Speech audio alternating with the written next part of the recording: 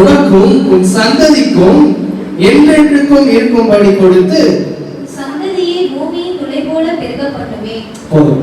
அதாவது நம்ம இப்ப என்ன தெரியும்னா ஆண்டவர் உன் சந்ததிக்கும், சந்ததினா யாரு? அங்கிள் உங்களுக்கு சந்ததி யாரு? அங்கிள் உங்க பசங்க தான் உங்களுக்கு சந்ததி. சோ உனக்கும் உன் சந்ததிக்கும் நான் அதை கொடுப்பேன்னு சொல்றாரு. அல்லேலூயா. சத்தமா அல்லேலூயா சொல்லுங்க. அல்லேலூயா. நீ பார்க்கிற இந்த பூமி முழுவதையும் நான் உனக்கு மட்டும் கொடுப்பேன்னு சொல்ல.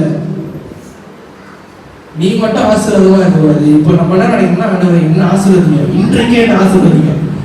பாஸ்டர்மா பாஸ்டரு என் பசங்களெல்லாம் விடுங்க, எனக்கு இன்னைக்கு ஆசீர்வாதம் வேணும். நம்ம அதை நம்ம இன்டென்ஷனலா நம்ம பண்ண மாட்டோம்.